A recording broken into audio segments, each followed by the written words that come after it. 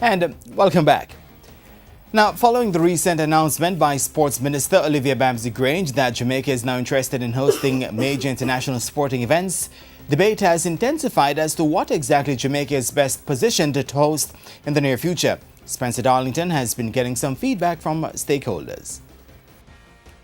Earlier this month, Sports Minister Olivia Babsy-Grange announced that Jamaica was open for business and would be bidding to stage major international sporting events as part of the country's cultural and sports economic development strategy. To aid this process, an international bidding committee has been set up to identify and recommend events that could be hosted by Jamaica.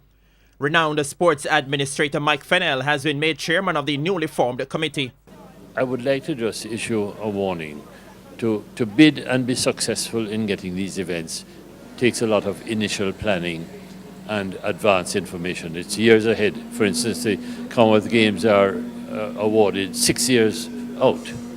And usually your planning cycle is 8 to 10 years where you consider how you're going to do it, how you're going to finance it, and how you're going to provide the necessary financial guarantees that are required in being successful with your bid for hosting these events. One of the main prerequisites to hosting a major event is the availability of venues and facilities which meet international standards.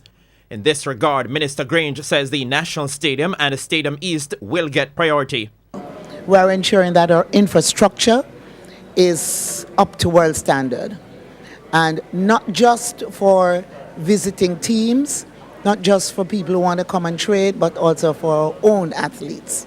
So, for example, Stadium East, in this first quarter, we will be putting in a new track. And in order to ensure that we continue to have the IAAF certification, we have to have a good training track. The minister remains optimistic that Jamaica can host a major international event in the short to medium term. Minister, in terms of Jamaica hosting an international event, what sort of time frame have you put on that? How soon do we want to host a global event? 2 years. We're working on that. It's very ambitious, but we're working towards that. The next IAAF World Under-20 Championship after this year will be held in 2020, while the next staging of the World Relays is set for 2021. Jamaica Athletics Administrative Association President Dr. Warren Blake believes it would be more practical for Jamaica to go after the next World Relays in 3 years' time.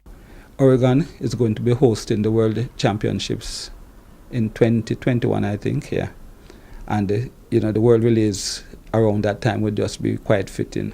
So we could go for the World Relays and then the following year go for the World Juniors and then the next year go for the World Relays, so that it would pay back the investment in the stadium and in track and field.